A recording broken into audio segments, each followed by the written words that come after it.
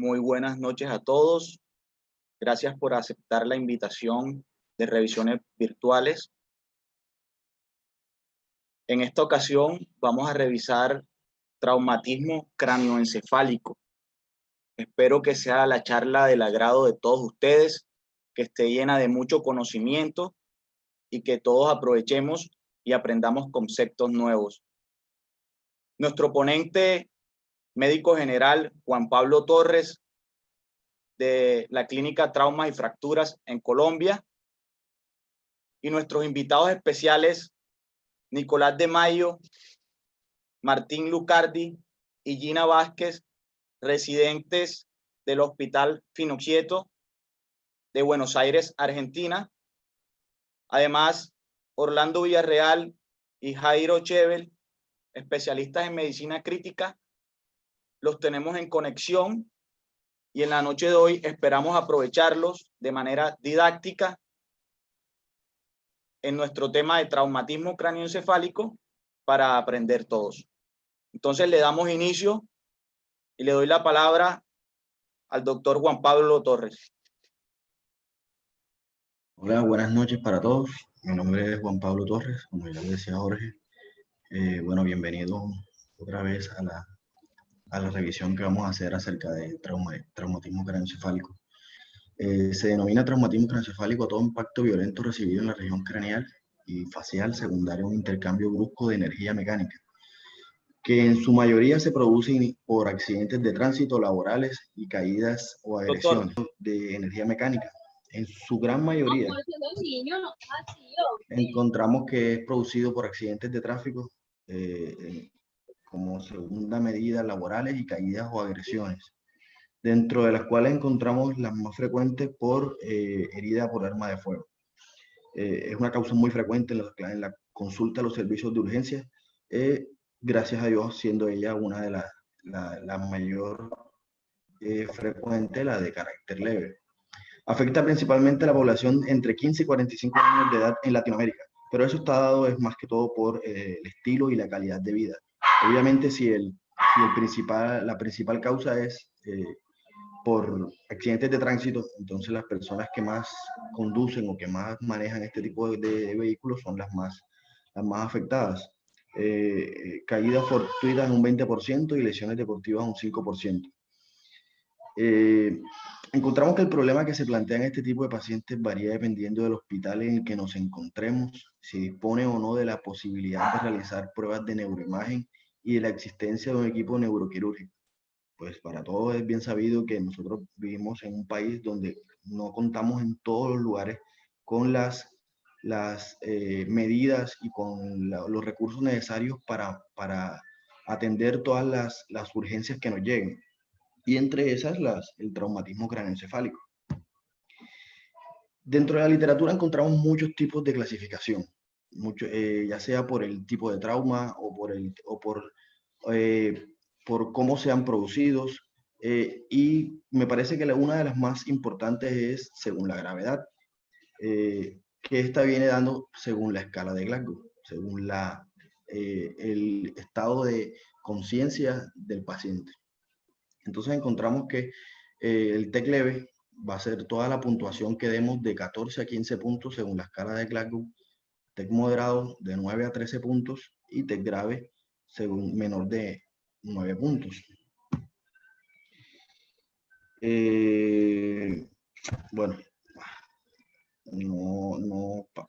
no pasó la escala de Glasgow. Bueno, entonces debemos ver que la escala de Glasgow es la escala de coma o de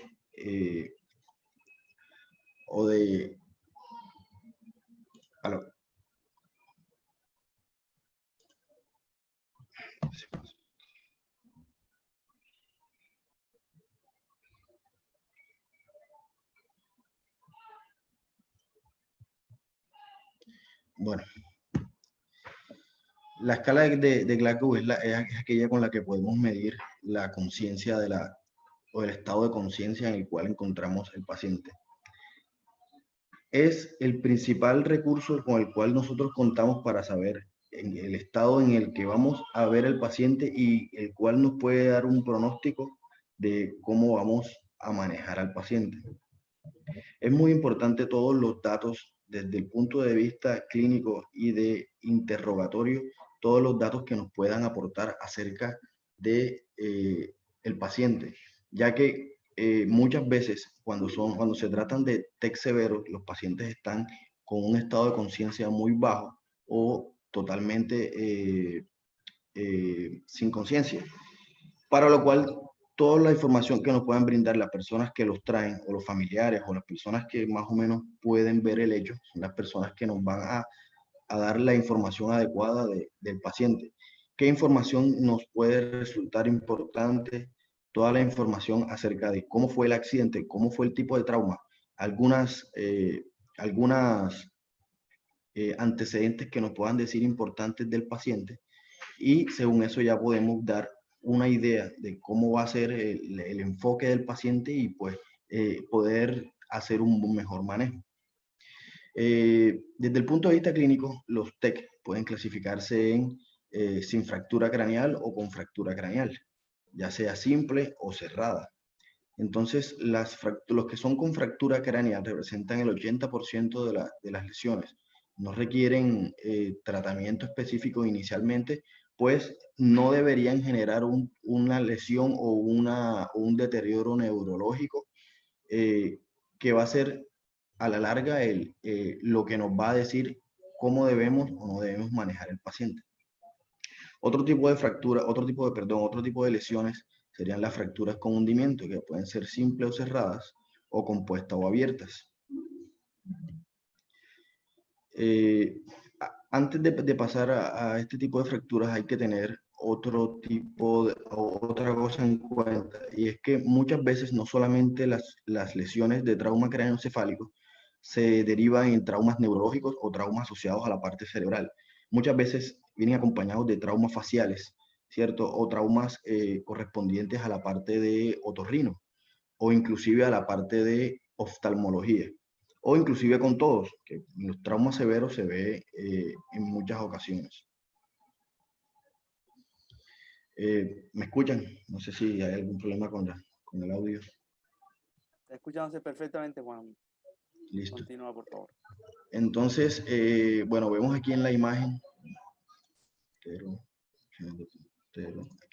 Bueno, vemos en la imagen, en la reconstrucción 3D, se ve aquí perfectamente pues el hundimiento o la fractura en el cráneo. Si nos vamos acá solamente a la imagen a la imagen de la ventana ósea, vemos la lesión y la fractura, que a la larga esto va a producir una lesión cerebral, ya sea solamente el edema o el tipo de hemorragia que pueda producir. Bueno, esta imagen se voló. Lo que les explicaba ahorita de la escala de Glasgow, que es la exploración neurológica de un paciente y que nos va a decir detalladamente el nivel de conciencia, que va a ser el parámetro más importante que debe tenerse en cuenta. Y es la siguiente: la respuesta ocular, verbal y motora, que va a ser dada por un puntaje que nos da cada estimulación o cada exploración que veamos en el paciente.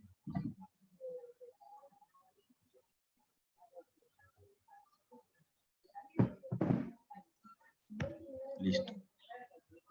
Existe una escala de Glasgow modificada, que es más que todo la misma escala de Glasgow, que le han agregado otros puntos de vista, otros puntos para valorar, pero que solamente, pues, más que todo es la misma exploración, con unos lugares específicos para la estimulación física. Y vamos a también explorar las respuestas flexoras. Bueno, otros signos y síntomas importantes que vamos a tener en cuenta en cuanto a la exploración del paciente va a ser, o que tenemos que tener en cuenta, va a ser la pérdida de conciencia transitoria, inicial, obviamente, y la duración. No es lo mismo el paciente que se cae o tiene el trauma y se levanta espontáneamente, aquel que tiene una pérdida de conciencia por un tiempo que muchas veces es indeterminado o que muchas veces sabemos, pero que obviamente el pronóstico va a ser diferente. Si presenta amnesia o cefalea, ya había explicado acerca de la escala de Glasgow, y los signos de hipertensión endocraniana o déficit neurológico focal. La existencia de fracturas craneales mediante la radiografía, contusiones heridas en el cuero cabelludo y hemorragia externa. En este punto hay que tener en cuenta, lo explicaré más adelante con respecto a la parte radiológica, que es que las radiografías no siempre van a ser las mejores indicaciones en este tipo de lesiones. Entonces, empezaremos con la anamnesis. Siempre preguntar a los familiares o a las personas que lo traen, o inclusive al paciente, si tiene algún tipo de estado de conciencia elevado, si hubo pérdida de conciencia o no. Y si existió la pérdida de conciencia, investigar cuánto tiempo fue, si fue superior o menor a 15 minutos, ya que conllevó un más riesgo.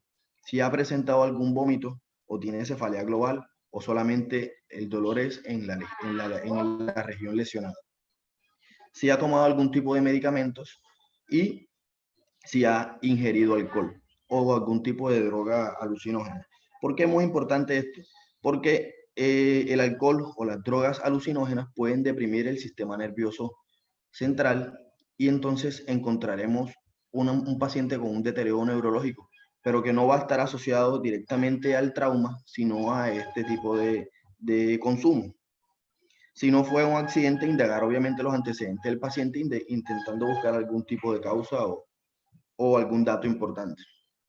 La exploración física, obviamente determinar las constantes vitales y la exploración neurológica. Las pupilas van a ser importantes en este caso porque nos van a marcar un punto de severidad o de pronóstico en cuanto al paciente. Obviamente los pacientes que ingresan con pupilas dilatadas, sin respuesta a la luz o con anisocoria, vamos a tener un poco más de gravedad con respecto a ello. Déficit focales, alteraciones motoras o sensitivas, dismetrías o alteraciones en la marcha. Bueno, ya esto es más que todo lo que les estaba explicando ahorita, la cefalea como un signo general de pronóstico o de mal pronóstico más bien, porque nos va a indicar que hay un tipo de lesión persistente.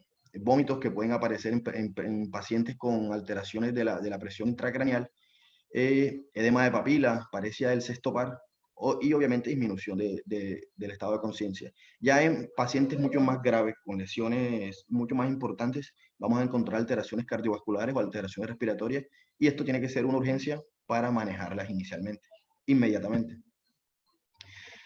¿Cuáles son las pruebas complementarias que vamos a hacer o las imágenes radiológicas que a la larga van a ser lo más importante en este caso porque son los que nos van a marcar qué tipo de lesiones tienen?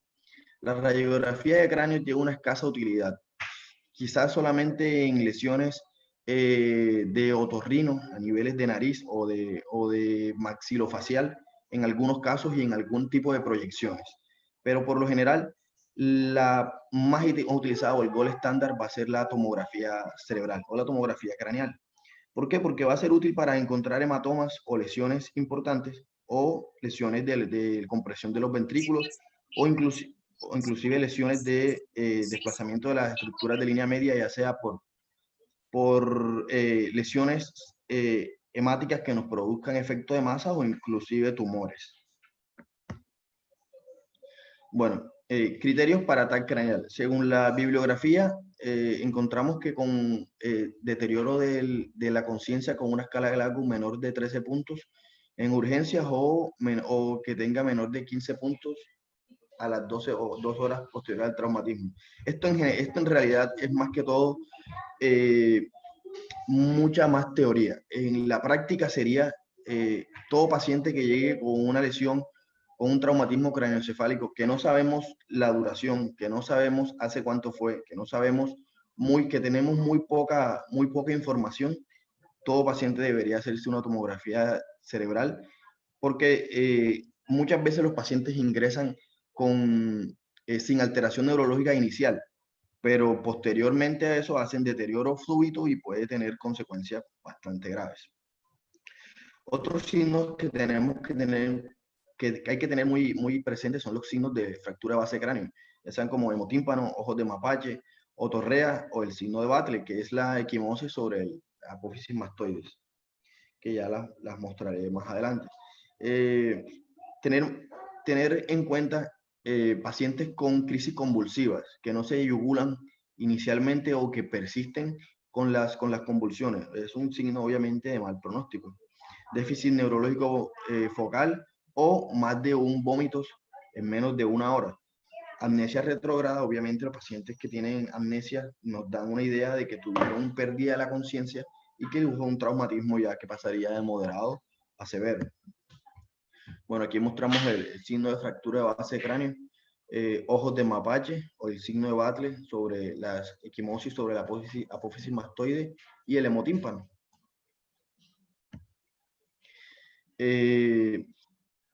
Otro criterio para ataque craneal, como les venía diciendo, pacientes que han sufrido cualquier pérdida de conciencia o amnesia desde el traumatismo y que no está incluido en los criterios anteriores, como mayores de 65 años, que tengan antecedentes de coagulopatía o que el mecanismo lesional sea peligroso.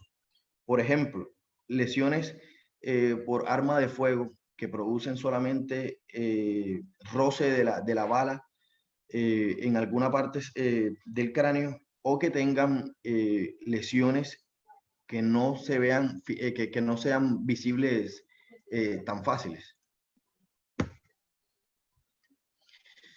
Bueno, otras pruebas complementarias serían cuadro hemático, obviamente, con recuento leucocitario y bioquímica sanguínea que incluya los parámetros habituales. En alguna literatura refieren acerca de niveles plasmáticos de proteína S100B, que es una proteína que se usa como marcador tumoral. ¿Qué quiere decir? Que en los pacientes que tienen tumores cerebrales es una proteína que se eleva muchísimo, se encuentra alta. Entonces, sería como para, en algunos casos, pues esto en realidad en la práctica muy poco se usa, en realidad nunca lo he visto que se ha usado, pero igual está escrita en la literatura. En los pacientes que tienen tumores cerebrales se eleva muy alto y ya nos descartaría de pronto lesiones, que ese tipo de lesión sea por algún tipo de trauma o algún tipo de lesión hemorrágica traumática. Bueno, las complicaciones del trauma craneoencefálico vamos a encontrar obviamente las lesiones cerebrales, que son las que vamos a hablar en este momento, y que vamos a encontrar la hemorragia meningea, hemorragia intraparenquimatosa, hemorragia subaracnoidea como una de las principales lesiones y complicaciones. Entonces, las complicaciones de las hemorragias meningeas vamos a encontrar los hematomas extradural o epidural, que van a ser, yo creo que el 80% del tipo de lesiones producidas por trauma craneoencefálico, y que nos van a marcar la urgencia o la emergencia que debemos manejar con los pacientes, porque nos van a decir el tipo de déficit neurológico o nos van a marcar la pauta en cuanto al déficit neurológico que vamos a encontrar en los pacientes. En la hemorragia por hematoma epidural o hematoma subdural, vamos a encontrar en muchos casos dilatación pupilar o hemiparesia contralateral de la lesión o desplazamiento o no de la línea media. En casos mucho más graves vamos a encontrar herniación de la parte cerebral. Y la evolución es más lenta y progresiva, pero ambas vamos a encontrar complicaciones, severidad y mal pronóstico. Bueno, una de las formas que encontré como una mnemotecnia para diferenciar el tipo de lesiones es que el hematoma extradural se marca más que todo localizado y pareciera como un limón. Y el hematoma subdural más que todo en toda como una banana. Las hemorragias intraventriculares también van a ser bastante frecuentes y va a ser de pronto una de las más fáciles de diferenciar, ya que vamos a encontrar pues sangre, en las lesiones, en las imágenes de la tomografía, en todos los cortes vamos a encontrar un depósito de sangre o algunas contusiones en los ventrículos. Bueno, en cuanto al tipo de imágenes cerebrales imágenes sí, cerebrales que se deben enviar. La tomografía siempre va a ser el gold estándar. La resonancia magnética primero no está al alcance de todas las instituciones. La tomografía tampoco, pero por lo menos en un porcentaje un poco más alto de estar al alcance de las instituciones que encontramos más frecuentes. Entonces siempre vamos a mandar la tomografía cerebral, y la resonancia magnética sería más que todo para dar diagnósticos diferenciales o lesiones específicas, más que todo talámicas, que no se logran ver directamente en una tomografía. Bueno, otro tipo de contusiones, otro tipo de lesiones, perdón, van a ser las contusiones cerebrales, que estas, a pesar de que en cuanto a pronósticos no suelen producir un mayor daño, tienden a aumentar de tamaño. Entonces siempre hay que estar pendiente de los controles tomográficos para evaluar el aumento de las lesiones o la aparición de nuevas contusiones. Bueno, otro tipo de contusiones hemorrágicas, las vemos aquí y acá. Aquí podemos ver que esta misma contusión tiene un halo de edema cerebral, ¿cierto? Más adelante aquí la pueden ver mucho más específica. Bueno, otro tipo de lesión cerebral va a ser la lesión axonal difusa. Aquí la podemos ver. No sé si de pronto estoy pasando las imágenes muy rápido. Aquí vemos toda la lesión. Bueno, lo mismo que les explicaba ahorita, en los traumas penetrantes por heridas por arma de fuego o heridas por armas cortopunzantes, pues siempre va a ser mejor la tomografía. Inicialmente porque igual el tomógrafo, el resonador siempre va a tener la complicación de los elementos metálicos. Miren esta herida por arma de fuego, toda el halo de lesión que produce al pasar la herida, la bala, perdón.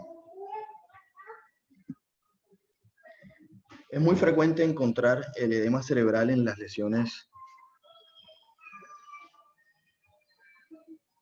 en todas las lesiones cerebrales. Así como en las contusiones cerebrales, vamos a encontrar que el edema cerebral va a ser algo que debemos evaluar y que debemos hacerle seguimiento, porque este nos va a dar también un pronóstico de por qué el paciente no mejora. En los pacientes con edema cerebral o que van aumentando el edema cerebral, siempre vamos a encontrar persistencia del dolor de cabeza, persistencia de los vómitos, alteraciones en algunos casos de la agudeza visual.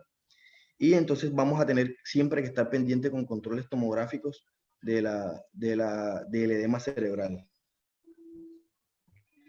No sé si alguno de los intensivistas o de pronto de los residentes de neurocirugía quiere hacer algún aporte acerca de las imágenes, o quieran hablar acerca de eso antes de continuar con las demás.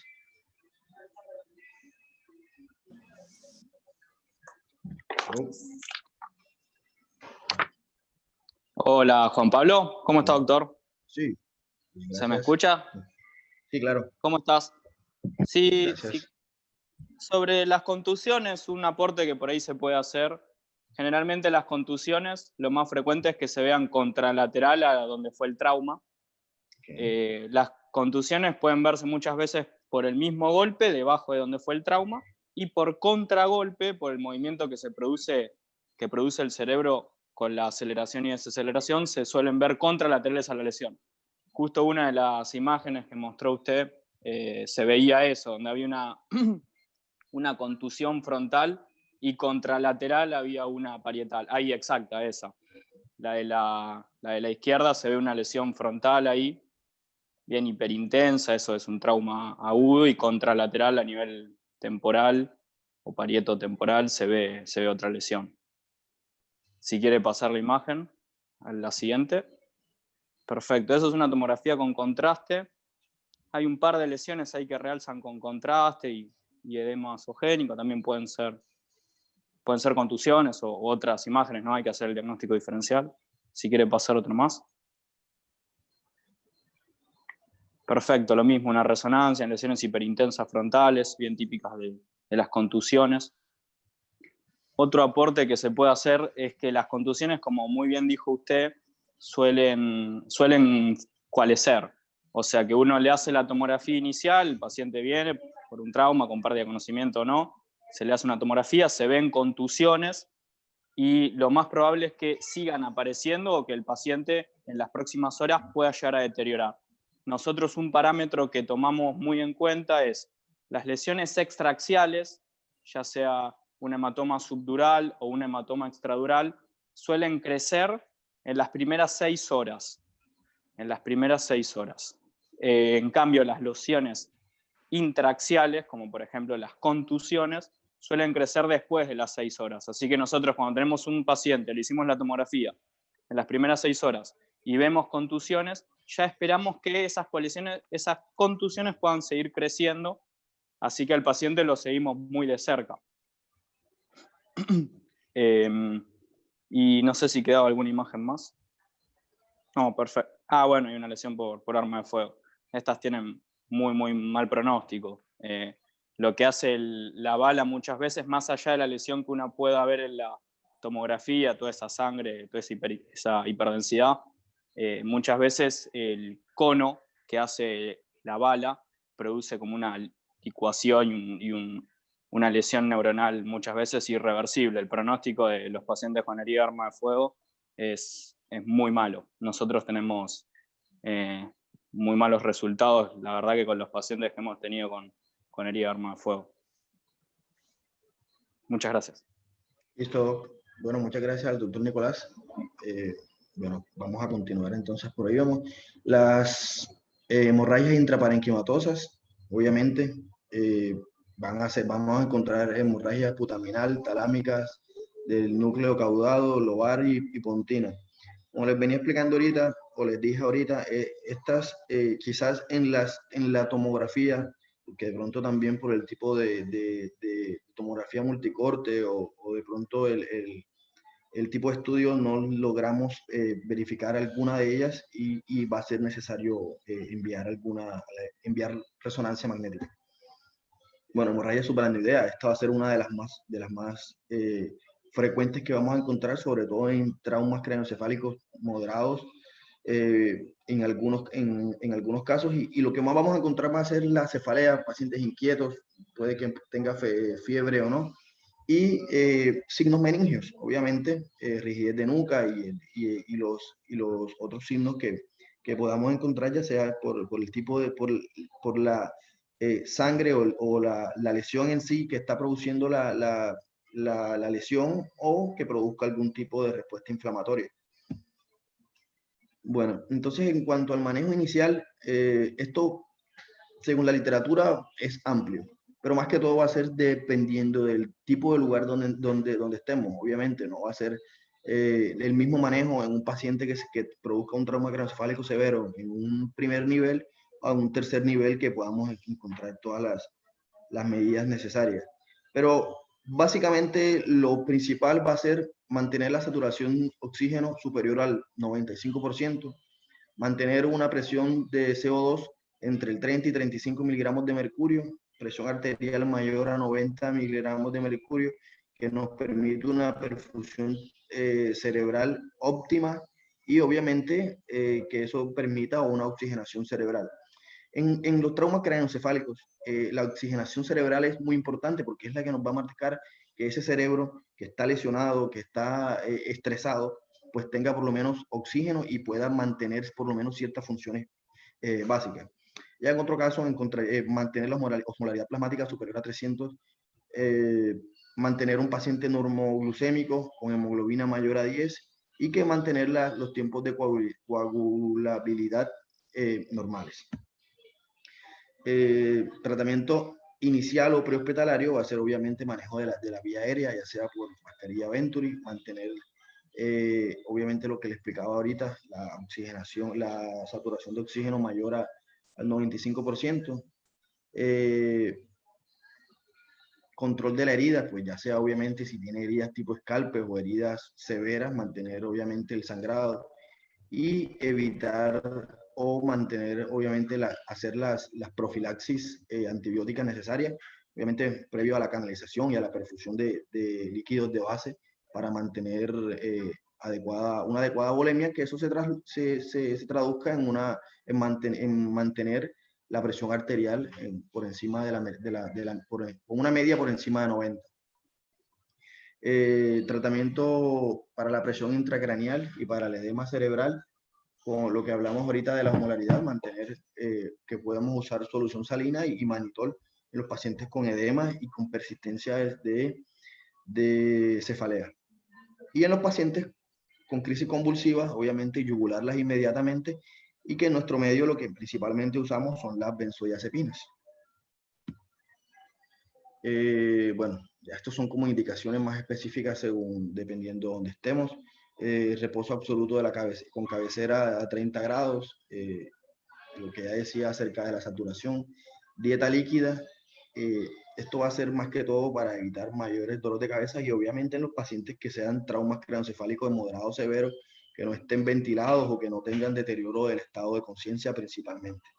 Control del estado de conciencia y control pupilar, pues periódicamente, que sea mejor, pues por lo menos si está en una unidad de cuidados intensivos, va a ser cada hora o cada 2 horas, y mantener la perfusión de líquidos de base inicialmente.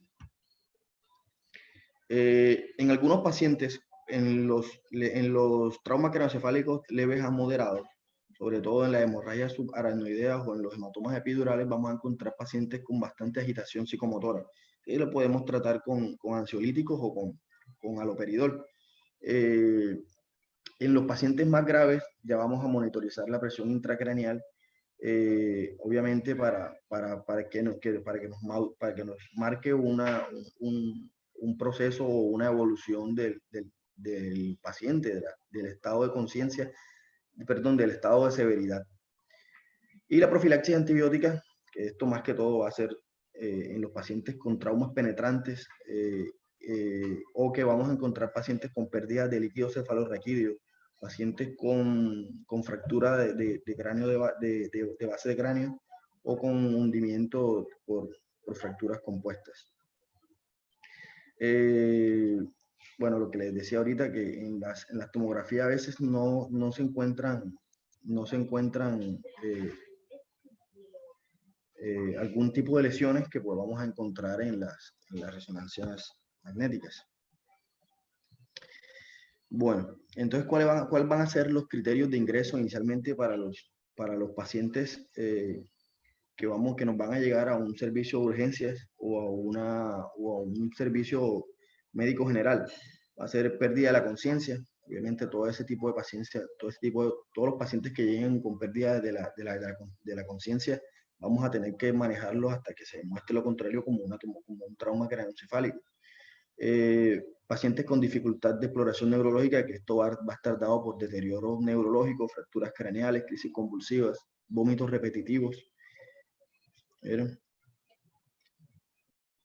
Listo. Y bueno, esto lo encontré en la literatura, pero esto no es tan específico para nuestro medio. Obviamente los pacientes que no presentan ninguno de los criterios de ingreso va a ser un paciente que no vamos a manejar, y pacientes con observación domiciliaria, obviamente que no hayan tenido deterioro neurológico, que uno pueda verificar por exploración al paciente y por la indagación al resto de personas, pacientes que no han tenido, que han tolerado la dieta, o sea, no han producido vómitos en las primeras 8 horas, pacientes que no han ingerido alcohol o tranquilizantes o drogas, obviamente, y pacientes que se puede comprobar su estado neurológico, que estén orientados en las 3 esferas.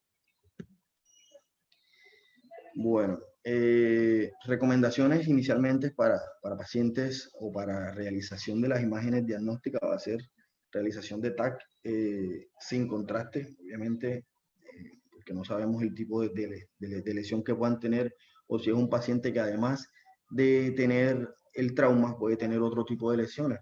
Por ejemplo, traumas renales, que pacientes desencadenan insuficiencia renal aguda y que obviamente el contraste va a ser un poco más de lesión a ese nivel.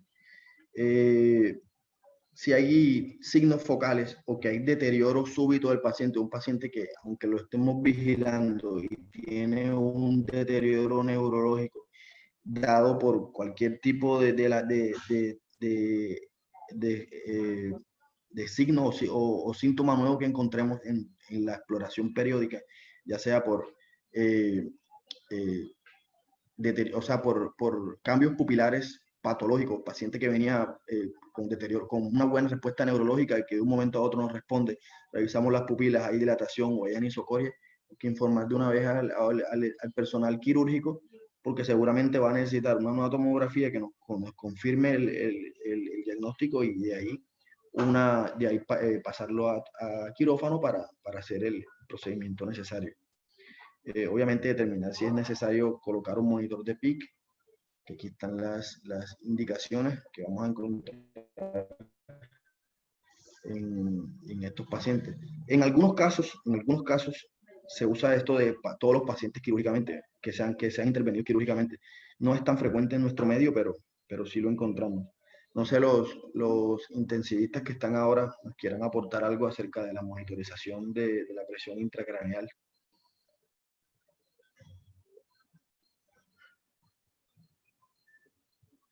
Hola Juan Pablo. Bueno, no, la verdad es que en nuestro medio no contamos con muchos recursos como para hacer la monitorización de la presión intracraneal todo el tiempo. Obviamente sabemos que es lo indicado en los pacientes con TEC severo, en los pacientes que vemos una gran lesión, vemos que tiene mucho edema cerebral, etc. Sabemos que es una indicación que está muy utilizada y es una indicación que se hace en otros centros de mayor complejidad, pero en nuestro medio obviamente no lo estamos realizando todo el tiempo. Sin embargo, pues ahí es la importancia entonces de estar manejar estos pacientes idealmente en un centro especializado, principalmente si tienen una unidad de cuidados intensivos neurocrítica, donde más fácilmente se pueden dar esto para poder obviamente tener unos mejores resultados con el paciente. Listo, muchas gracias.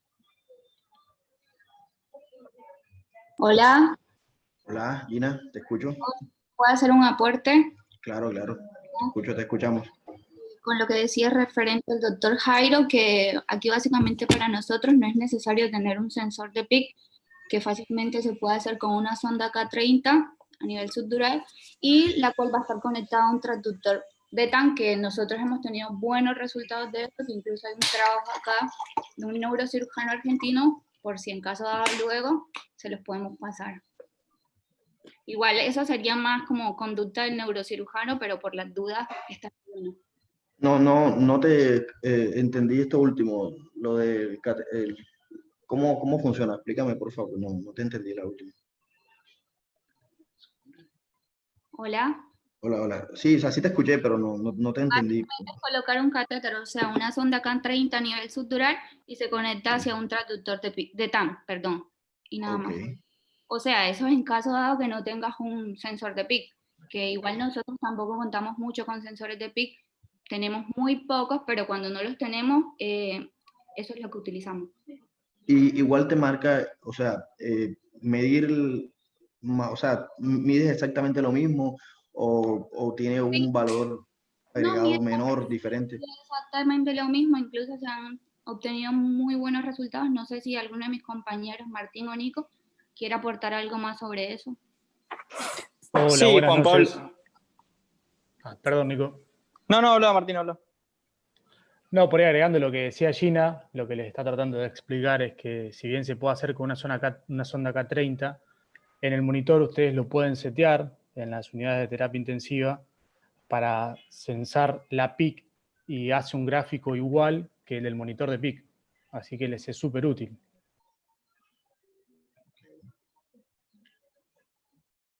Doctor Nicolás, ¿iba a hacer algún aporte?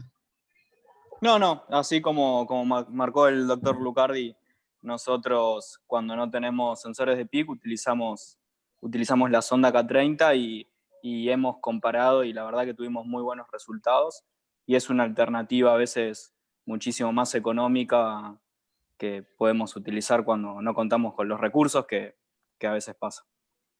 Bueno, y una pregunta que sí tengo pues, para todos los neurocirujanos y los intensivistas. Bueno, sí, empezamos con la monitorización de la PIC. ¿En qué momento se nos hace más importante saber cuál es el valor de la presión intracraneal de un paciente o si esto nos marca un valor predictivo para saber si ese paciente es candidato a una intervención o a una reintervención, porque por lo general son los pacientes ya reintervenidos? Sí, perdón, Juan Pablo. El sensor de PIC obviamente se discute paciente a paciente, ¿no? Se hace una tomografía inicial. Por ejemplo, se ve un paciente que nosotros lo vemos con contusiones múltiples, ninguna que nos haga pensar todavía en tomar una conducta quirúrgica inmediata. Entonces son pacientes en los cuales se les pone un sensor para medir la presión intracraniana, se los pasa a terapia, obviamente van a ser pacientes intubados, y la fundamental indicación del sensor de PIC es como uno no puede controlar clínicamente el paciente porque está en coma, el valor de PIC ese va a ser el que va a utilizar después el terapista para tratar de mantener la presión de perfusión y disminuir el edema. Eso hay que mantenerlo entre ciertos valores. Cuando ya el tratamiento médico de la hipertensión endocraniana no logra mantener los valores de presión normales, entonces nosotros sospechamos que la presión de perfusión está siendo comprometida y ahí es cuando en última instancia se toma una conducta quirúrgica. La conducta quirúrgica nosotros siempre la tomamos como última instancia. Primero tratar de resolverlo con el tratamiento médico. Esto hay muchos trabajos donde se compara lo que es el tratamiento médico con el tratamiento quirúrgico y bueno, lo que se demuestra es que el tratamiento quirúrgico solamente está indicado cuando el tratamiento médico ya no da abasto. Siempre hablando en casos concretos, ¿no? Obviamente si hay una lesión que es quirúrgica y evacuable, la conducta inicial es evacuar la lesión. Okay. No sé si quedó claro. Sí, claro. No sé si tienen alguna otra pregunta con respecto a lo que llevamos ahora o vamos aclarando algún tipo de dudas o algunos comentarios que queramos hacer al respecto de lo que llevamos ahora. Disculpa, Juan Pablo, por ahí para agregar a lo que decía el doctor de Mayo, una cosa que por ahí no vimos mucho en las imágenes que mostrabas anteriormente son los casos de edema cerebral, lo que serían los Marshall 3 y 4 para las tomografías. No hay que olvidarse de esa parte, más allá de que uno siempre busca la fractura o el sangrado. Los edemas generan deterioro súper grave en los pacientes. De hecho, estamos hablando que en Marshall 3 y 4 son los que tienen peor pronóstico de mortalidad. Y en ese caso es cuando cobra mayor relevancia el manejo del neurointensivista de la mano del monitoreo de la PIC. Ok, Doc, muchas gracias por su aporte. Bueno, vamos a continuar. Bueno, con respecto a lo que ya venían diciendo los neurocirujanos, la conducta quirúrgica va a ser obviamente el último paso después que hayamos hecho todos los manejos iniciales, ya sea en terapia intensiva o después donde tengamos manejando el paciente. Pero en la literatura sí está que hay indicaciones quirúrgicas específicas para los hematomas extradurales, que sean mayor de 30 centímetros o 1 centímetro de espesor, y que además se acompañe de sintomatología neurológica en los subdurales mayores de 1 centímetro y que también produzcan desviación de línea media de mayor de 5 milímetros producidas en la tomografía. Y las fracturas de base de cráneo mayores de 1 centímetro. Y en algunos casos encontré que sean menores de 1 centímetro, pero que hayan varias fracturas en la zona lesionada. Bueno, ya nos llegamos a la bibliografía de donde la encontré. No sé si tienen alguna pregunta o algunos aportes que hacer al respecto de la charla. Ya el doctor Martín nos aclaró acerca de los estadios Marshall de los edemas cerebrales. No sé si de pronto hizo falta hablar acerca de algún punto específico o de algún tipo de tratamiento que de pronto ustedes estén haciendo allá en Argentina diferente o les parezca bueno aportarlo ahora.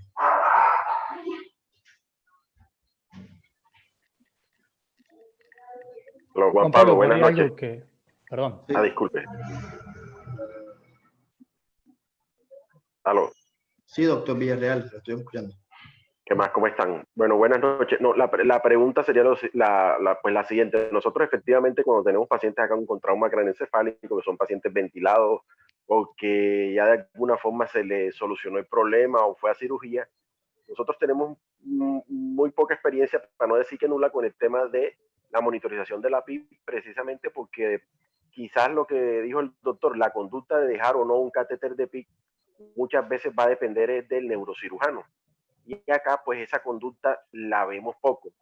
Entonces la pregunta es, en base a lo que ustedes manejan allá, es cuál es el punto de corte que ustedes tienen de PIC después de que se haya hecho el manejo que a bien corresponda, si utilizaron manitol o si utilizaron soluciones hipertónicas o si hiperventilaron al paciente por un espacio de 30 minutos. O sea, las medidas que a bien se tengan para tratar de mantener la presión de perfusión cerebral de ese paciente, también teniendo en cuenta que todos esos mecanismos fisiopatológicos por los cuales uno toma conductas médicas también son mecanismos que se alteran. O sea, uno parte de pronto de la base de un mecanismo fisiopatológico, un cerebro que está indemne y estos cerebros no están indemnes. Entonces, la pregunta específica es el punto de corte. O sea, está bien las indicaciones de la PIC que mencionaste ahí, vemos que esas indicaciones están, pero que no se coloca el traductor, pero ellos que tienen experiencia, porque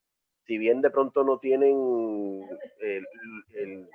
lo hacen como ya nos explicaron, con una sonda y lo colocan con un transductor al monitor común y corriente.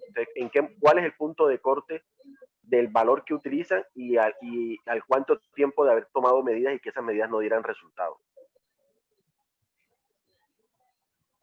Hola, doctor, buenas noches. Obviamente se ve paciente a paciente según lo que tenga, ¿no?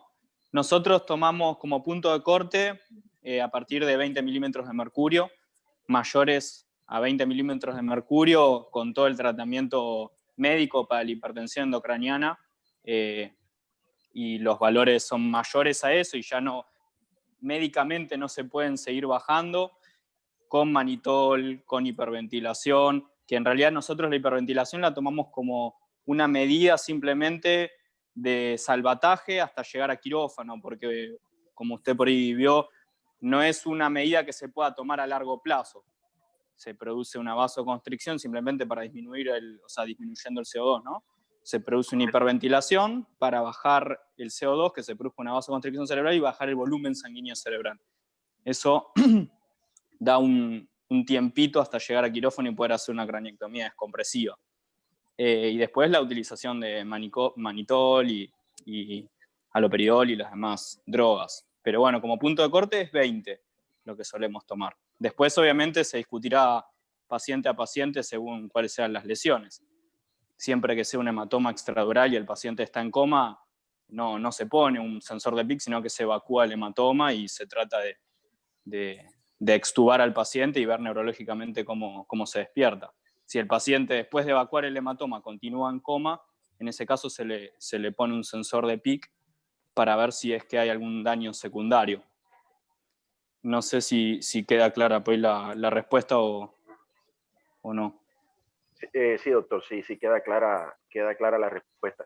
Y le hago otra pregunta ya en base a esa respuesta, disculpe el abuso, pero teniendo en cuenta que lo que toman, el valor que se toma es 20, la pregunta es si ustedes en algún momento han considerado que con ese valor se llega tarde a la conducta y si ese valor debería ser en realidad menor.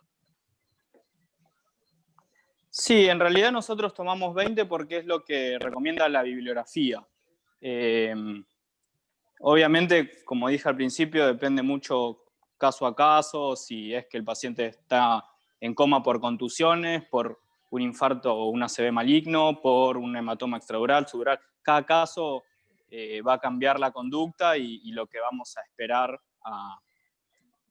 para tomar o no una conducta quirúrgica. Si el paciente ya ingresa de entrada en coma y vemos que tiene 4 o 5 contusiones, pero el paciente está intubado, le ponemos un sensor de PIC y vemos que la presión está en 19, 20, pero el trauma fue hace muy poco, lo más probable es que ese paciente termine entrando a quirófano, porque como dije, las contusiones suelen crecer.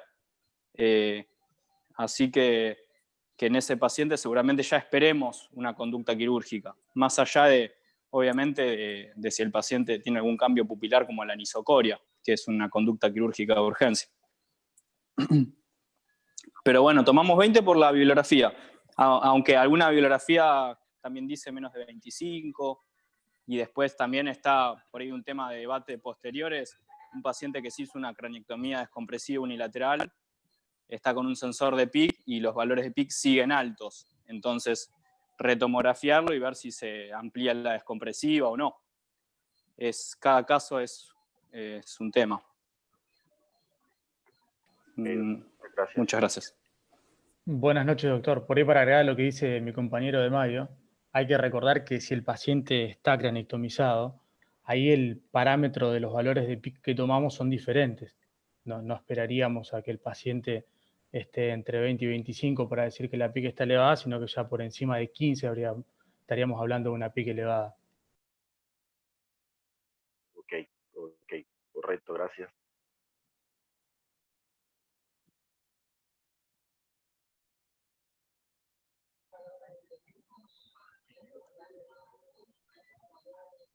Bueno, Juan Pablo, hombre, yo creo que la verdad es que estuvo muy buena toda la presentación, todos los aportes de los invitados. La verdad es que invitamos a todos los participantes a que de pronto se quieran sumar a través de las revisiones virtuales, que esto realmente lo hacemos para aprender todos, pues todos revisamos el tema, todos lo escuchamos y aprendemos de cada uno de los que acá habla. Así que muchas gracias y felicitaciones y muy amable a los invitados por aceptar esta noche la invitación.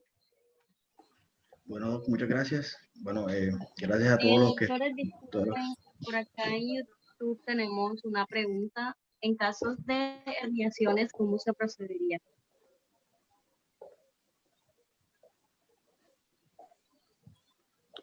Disculpe, ¿puede repetir la pregunta? Sí, en casos de herniaciones, ¿cómo se procedería? Bueno, herniaciones hay muchos tipos. La más común es la herniación del uncus. El uncus del temporal, generalmente cuando se produce la herniación, comprime el tercer par. Ahí es cuando se comprime el tercer par que por afectación de las fibras parasimpáticas el paciente evoluciona con una anisocoria. Eso significa una dilatación, una midriasis fija de ese tercer par afectado, ¿sí? Y nosotros tenemos en cuenta eso porque a medida que siga creciendo la compresión, después de comprimir el tercer par, comprime el mesencéfalo. Así que es un paciente que ese va a evolucionar mal si nosotros no tomamos una conducta inmediata. Por eso es que la anisocoria se toma como conducta, como una indicación quirúrgica más, o por lo menos a prestarle atención al paciente ese. Si no baja con el tratamiento médico, va a ir seguido de una descompresión quirúrgica. Después, obviamente, hay otros tipos de hernias ya más raras, como por ejemplo la herniación del cíngulo, que hablaría de una herniación superior, que con el mismo transcurso de esa herniación va a ir a una compresión del mesencéfalo. Hablo del mesencéfalo o del tronco porque es donde está todo el sistema, todo el SARA, ¿no? El sistema reticular ascendente, que es el que maneja el nivel de vigilia y de conciencia de un paciente, y posterior al coma ya va a ir una compresión sobre el bulbo y los centros cardiorrespiratorios, y el paciente va a evolucionar con un paro. No sé si quedó claro.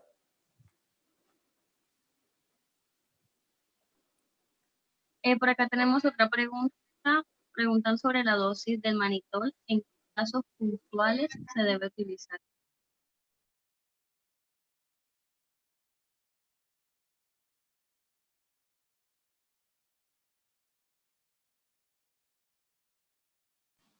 Hola, buenas noches. La dosis de manitol es de 0,25 a 1 gramo kilo.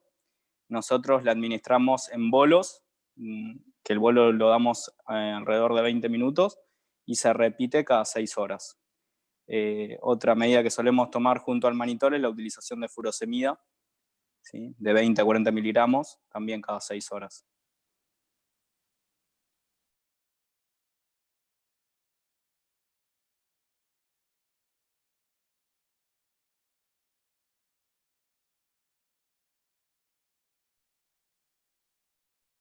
Bueno, por acá por YouTube ya no hay más preguntas, entonces Jorge, adelante para dar el... Hola. Hola. Hola, hola, ¿me escuchan?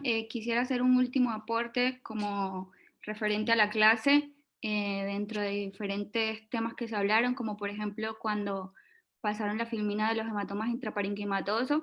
Cabe resaltar o descartar básicamente que estaría como para utilizarlo en un diagnóstico diferencial, por ejemplo con las contusiones, que el cual no es secundario a un traumatismo craneoencefálico, que la primera causa de esta es por la hipertensión arterial básicamente.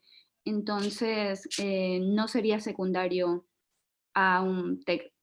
Por otra parte, tener en cuenta sobre las fracturas abiertas, que cuando nos referimos a abiertas es cuando hay una ruptura de la dura madre. Cabe resaltar que un criterio o diagnóstico radiológico para ver en la tomografía es el neumoencéfalo, que eso nos guía un poco a pensar en que es una fractura abierta. Con respecto a las lesiones axonales difusas, también resalto que básicamente estas solamente se ven en las resonancias y que más que todo el diagnóstico va a ser clínico porque el paciente va a permanecer con un coma persistente y vamos a ver que va a tener una tomografía totalmente normal. Y siempre a tener en cuenta, como dijo mi compañero Nicolás, sobre los hematomas extradurales, que estos por lo general los pacientes suelen deteriorarse durante las primeras 6 horas, a tener en cuenta el intervalo lúcido de este, que por lo general un paciente nos puede llegar hablando normal y en cuestión de minutos o a horas, dentro de las 6, aclarando, puede deteriorarse totalmente. Nada más.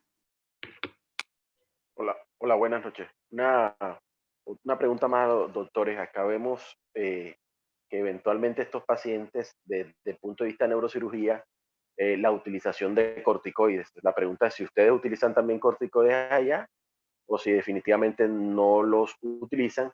Y hablando ya de TEC severo, que básicamente, pues prácticamente la charla es trauma craneoencefálico, pero lo que vemos es trauma craneoencefálico severo. Sí se está indicando para todos estos pacientes el uso de anticomiciales como Epamin, o si definitivamente, aunque sea un TEC severo, no utilizan Epamin, que es la fenitoína. Sí, nosotros los corticoides en trauma no los solemos utilizar. El corticoide el trauma suele tener lo que es el edema citotóxico y el corticoide suele tener muy buen resultado en lo que es el edema vasogénico, que lo vemos característico, por ejemplo, en un tumor, en un absceso. En esos casos sí, pero en trauma no, la verdad que no está indicado y no solemos utilizarlo en primera instancia. En cuanto a la utilización de fenitoína, es un tema muy discutido. Hay varias posturas, los que no la utilizan y solamente se pone la fenitoína en pacientes que tuvieron convulsiones. Después está el grupo de pacientes que se utiliza en pacientes durante los primeros 7 días y después se retiran. Y los pacientes que lo ponen durante 3 meses, la fenitoína, y después la retiran. Siempre y cuando el paciente no haya tenido convulsiones, porque si el paciente tuvo convulsiones, la fenitoína está indicada y después se retira, bueno, con controles del neurólogo, electroencefalograma y demás. Después, la fenitoína, por ahí otra aclaración, la fenitoína es por ahí la droga más barata, que también nosotros la utilizamos, ¿no? En primera instancia, por ser la más barata, pero lo que está demostrado que es una droga mucho más efectiva para el tratamiento de las convulsiones tempranas en traumatismo, es el levetiracetam, 500 miligramos cada 12 horas. Pero bueno, es una droga muy cara y no siempre se consigue. En segunda instancia, sí utilizamos la fenitoína. Gracias. Ok, correcto, doctor. Muchas gracias. Por ahí, para agregar a lo que dice el doctor de Mayo, recuerden que hay lesiones que son mucho más plausibles de producir episodios convulsivos, como son las lesiones en los lóbulos temporales, donde por ahí uno sí es un poco más afín a utilizar la fenitoína en primera instancia y no esperar que el paciente tenga un episodio. Y de la mano de esto también recuerden que muchas veces las lesiones a posteriori pueden generar epilepsia en el paciente y que si retiramos la fenitoína tempranamente pueden presentarse estas. La fenitoína en sí va a proteger los primeros 7 días, como decía el doctor de Mayo. Ok, correcto, doctor. Muchas gracias. Ok, entonces, muchísimas gracias a todos los especialistas que hoy nos acompañaron, al doctor Nicolás de Mayo, doctor Martín Lucardi, a la doctora Gina Vázquez, doctor Orlando Villarreal y al doctor Jairo Chevel. Muchas gracias por todos sus aportes. A nuestro ponente Juan Pablo Torres, darle las gracias por la revisión del tema de hoy. Y a todos ustedes, invitarlos a que sigan nuestra página de revisiones virtuales en Instagram, que más adelante seguiremos revisando todo tipo de tema y contenido de medicina general. Muchísimas gracias a todos y que tengan una muy buena noche. Los felicito por la presentación. Muchas gracias por la invitación y la verdad que me gustó mucho participar. Un abrazo. Gracias. Gracias. Felicitaciones. Hasta luego. Felicitaciones por la presentación, muchas gracias por la invitación y cuando gusten, saludos desde Argentina. Gracias. Hasta luego. Gracias, doctor.